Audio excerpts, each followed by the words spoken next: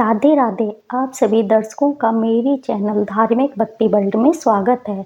आइए आज मैं सुनाती हूँ शनिदेव की कथा। बोलो शनिदेव भगवान की जय। ओम शनिचराय नमः। इस दिन शनिदेव की पूजा होती है। काला तिल, काला वस्त्र, तेल, उड़द की दाल शनिदेव को बहुत प्रिय है, इसलिए इसके द्वारा शनि का पूजन होता है। शनि की दशा का कष्ट दूर करने के लिए व्रत किया जाता है। शनि स्रोत का पाठ भी विशेष लाभदायक है। आइए मैं आपको कथा सुनाती हूँ। एक समय सूर्य, चंद्रमा, मंगल, बुध, बृहस्पति, शुक्र, शनि, राहु और केतु इन ग्रहों में आपस में झगड़ा हो गया कि हम सब में सबसे बड़ा कौन है। सब अपने आप को बड़ा कहते थे। जब आपस में कोई निश्चय न हो सका तो सबके सब आपस में झगड़ते हुए इंद्र के पास गए और कहने लगे कि आप सब देवताओं के राजा हो, इसलिए आप हमारा न्याय करके बतलाओ कि हम नवोग्रहों में सबसे बड़ा कौन है। राजा इंद्र इनका यह प्रश्न सुनकर घबरा गए और कहने लगे कि मुझमें यह सामर्थ्य नहीं कि किसी को बड़ा या छोटा बतलाऊं। मैं अपने मुख से कुछ नहीं कह सकता, परंतु एक उपाय हो सकता है। इस समय पृथ्वी पर राजा विक्रमादित्य दूसरों के दुखों को दूर करने वाला है, इसलिए तुम सब मिलकर उन्हीं के पास जाओ, वही तुम्हारे प्रश्न का उत्तर देंगे। ऐसे वचन सुनकर सभी ग्रह देवता चलकर भूलोक में राजा विक्रमादित्य की सभा में जाकर उपस्थित हुए और अपना प्रश्न राजा के सामने रखा। राजा उनकी बात सुनकर बड़ी चिंता में पड़ गया कि मैं अपने मुख से किसको बड़ा और किसको छोटा बतलाऊं। जिसको छोटा बतलाऊंगा वही क्रोध करेगा, परंतु उनका झगड़ा निपटाने के लिए राजा ने एक उपाय सोचा कि सोना, चांदी, कांसा, पीतल, शीशा, टांगा, जस्ता, सब्रक, लोहा आदि नवों धातुओं के 9 आसन बनवाए और आसनों को क्रम से जैसे सोना सबसे पहले और लोहा सबसे पीछे बिछाए गए। तत्पश्चात राजा ने सब ग्रहों से कहा कि आप लोग अपने अपने आसनों पर बैठिए। जिसका आसन सबसे आगे वह सबसे बड़ा और जिसका आसन सबसे पीछे उसे सबसे छोटा जानिए। क्योंकि लोहा सबसे पीछे था और शनिदेव का आसन था, इसलिए शनिदेव ने समझ लिया कि राजा ने मुझको सबसे छोटा बना दिया है। इस पर शनि को बड़ा क्रोध आया और कहा कि राजा तू मेरे पराक्रम को नहीं जानता। सूर्य 1 राशि पर 1 महीना, चंद्रमा 2.25 महीना, मंगल 1.5 महीना, बृहस्पति 13 महीने, बुध और शुक्र 1 महीने, राहु और केतु दोनों उल्टे चलते हुए केवल 18 महीने तक एक राशि पर रहते हैं, परंतु एक राशि पर 30 महीने तक रहता हूँ। बड़े बड़े देवताओं को भी मैंने भीषण दुख दिया है। राजन सुनो, रामचंद्र जी को 7.5 आए तो वनवास हो गया और रावण पर आए तो राम और लक्ष्मण ने सेना लेकर लंका पर चढ़ाई कर दी, रावण के कुल का नाश कर दिया। हे राजा तू अब सावधान रहना। राजा कहने लगा जो कुछ भाग्य में होगा देखा जाएगा। उसके बाद अन्य ग्रह तो प्रसन्न पूर्वक चले गए, परंतु शनिदेव बड़े ही क्रोध के साथ वहां से सिधारे। कुछ काल बीतने पर जब राजा को 7.5 की दशा आई तो शनिदेव घोड़ों के सौदागर बनकर अनेक सुंदर घोड़ों के सहित राजा की राजधानी में आए। जब राजा ने सौदागर के आने की खबर सुनी तो अपने अश्वपाल को अच्छे अच्छे घोड़े खरीदने की आज्ञा दी। अश्वपाल ऐसे अच्छे नस्ल के घोड़ों को देखकर और उनकी मूल्य सुनकर चकित हो गया और तुरंत ही राजा को सूचना दी। राजा उनमें से एक अच्छा सा घोड़ा सुनकर उस पर सवारी के लिए चढ़ा। राजा के घोड़े की पीठ पर चढ़ते ही घोड़ा जोर से भागा और बहुत दूर एक बड़े जंगल में जाकर राजा को छोड़कर अंतर्ध्यान हो गया और राजा अकेला जंगल में भटकता फिरता रहा।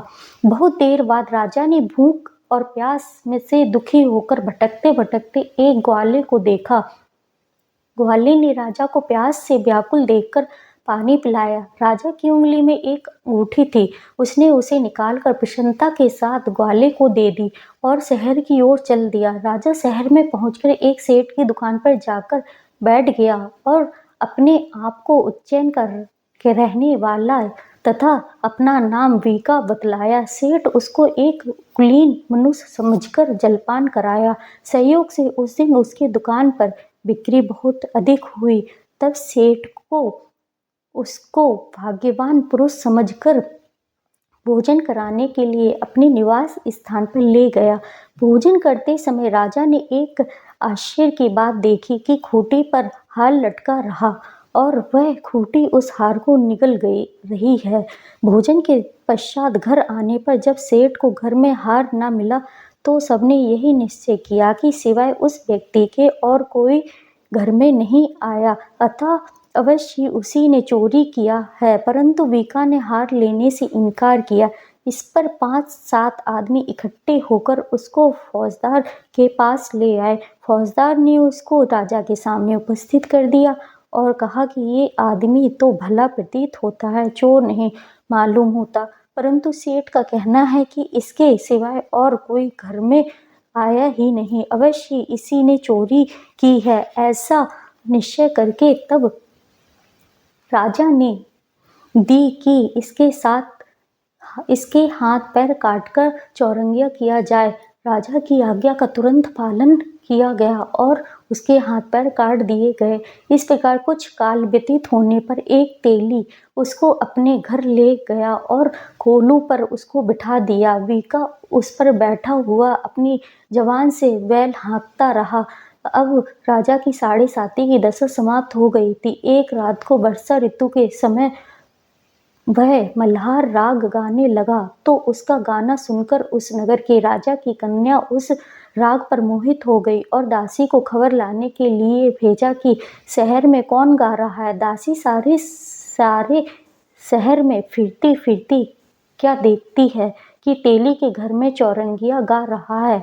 दासी महल में आकर राजकुमारी को सारा वृत्तांत सुना दिया।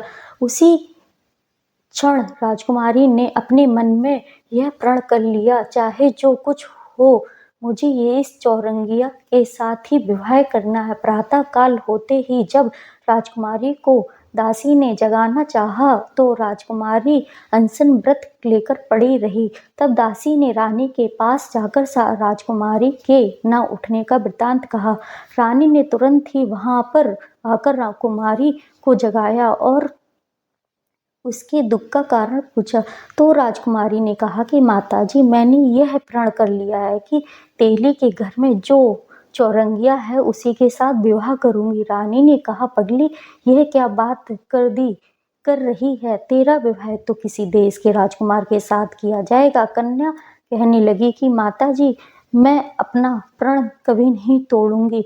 चिंतित होकर रानी ने यह बात राजा को बतलाया कि राजा ने यह भी आकर यही समझाया कि मैं अभी देश देशांतर में अपने दूध भेजकर सुयोग रूपवान एवं बड़े से बड़े गुणी राजकुमार के साथ तुम्हारा विवाह करूंगा। ऐसी बात तुमको कभी नहीं सोचनी चाहिए। राजकुमारी ने कहा, पिताजी, मैं अपने प्राण त्याग दूंगी, दूसरे को नहीं भरूंगी। इतना सुनकर राजा ने क्रोध से कहा, यदि तेरे भाग्य में ऐसा ही लिखा है तो जैसी तेरी इच्छा हो वैसे ही कर। राजा ने तेली को बुलाकर कहा कि तेरे घर में जो चौरंगिया है उसके साथ मैं अपनी कन्या का विवाह करना चाहता हूँ। तेली ने कहा कि यह कैसे हो सकता है? कहाँ आप इतने बड़े राजा और कहाँ मैं एक नीच तेली। परंतु राजा ने कहा कि भाग्य के लिखे को कोई नहीं टाल सकता, अपने घर जाकर विवाह की तैयारी करो। राजा ने उसी समय तोरैया और स्तंभ लगवा कर अपनी राजकुमारी का विवाह चौरंगिया विक्रमादित्य के साथ कर दिया। रात्रि को जब विक्रमादित्य और राजकुमारी महल में सोए तो आधी रात के समय शनिदेव ने विक्रमादित्य को स्वप्न दिखाया कि राजा, मुझको छोटा बतलाकर तुमने कितने दुख उठाए। राजा विक्रमादित्य ने क्षमा मांगी। शनिदेव ने प्रसन्न होकर विक्रमादित्य को हाथ पैर दिए। तब राजा ने कहा, महाराज, मेरी एक प्रार्थना स्वीकार करें कि जैसा दुख आपने मुझे दिया है ऐसा और किसी को भविष्य में ना देंगे। शनिदेव ने कहा कि यह प्रार्थना स्वीकार है। जो मनुष्य मेरी कथा सुनेगा या कहेगा उसको मेरी दशा में कभी किसी प्रकार का दुख नहीं होगा, और जो नित्य ही मेरा ध्यान करेगा या चींटियों को आटा डालेगा उसके सब मनोरथ पूर्ण होंगे। इतना कहकर शनिदेव अंतर्ध्यान हो गए। इसी बीच राजकुमारी की आंख खुली और उसने राजा के हाथ पांव देखे तो आश्चर्य को प्राप्त हुई। उसको चकित देखकर राजा ने अपना सारा हाल बतलाया कि मैं उज्जैन का राजा विक्रमादित्य हूँ। यह बात सुनकर राजा कुंवारी अत्यंत प्रसन्न हुई। काल राजकुमारी से उसकी सखियों ने पूछा।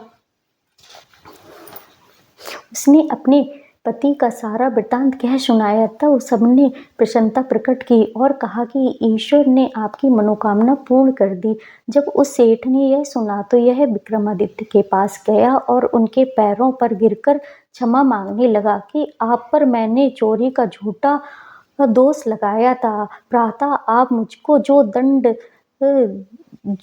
चाहे दंड दें। राजा ने कहा, मुझ पर शनिदेव का प्रकोप था, इसी कारण यह सब दुख मुझको प्राप्त हुआ।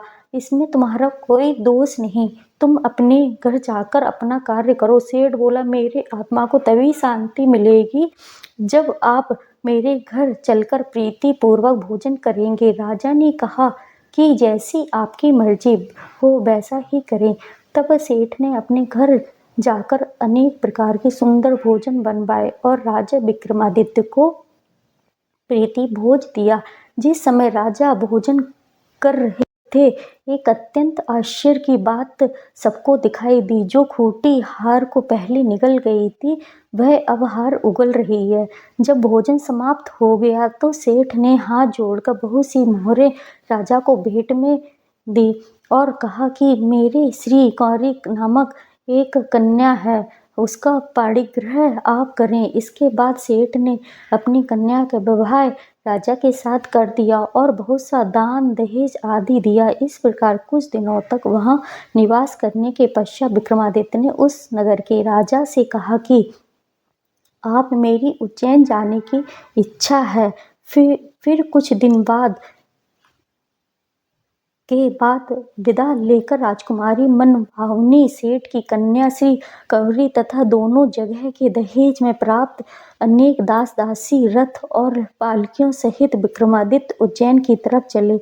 जब शहर के निकट पहुंचे और नगरवासियों ने राजा विक्रमादित्य के आगमन का समाचार सुना तो समस्त उज्जैन की प्रजा आगवानी के लिए आई। राजा प्रसन्नता पूर्वक अपने महल में पधारे। सारे नगर में बड़ा भारी महोत्सव मनाया गया और रात्रि में दीपमाला की गई। दूसरे दिन राजा ने सारे राज्य में यह सूचना कराई को दीपमाला की गई। दूसरे दिन राजा ने सारे राज्य में यह सूचना कराई कि शनिश्चर देवता जब ग्रहों में सर्वोपरि हैं, मैंने इनको छोटा बतलाया, इसी से मुझको यह दुख प्राप्त हुआ था।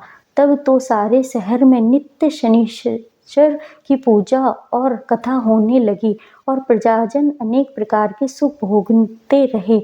जो मनुष्य शनिश्चर की इस कथा को पढ़ता अथवा सुनता है, शनिदेव की कृपा से उसके समस्त दुख दूर हो जाते हैं। शनिश्चर की कथा का पाठ शनिवार व्रत के दिन अवश्य करना चाहिए। बोलो शनिदेव भगवान की जय। यदि आपको हमारा वीडियो अच्छा लगा हो तो लाइक, सब्सक्राइब, कमेंट करें। आप सभी का धन्यवाद।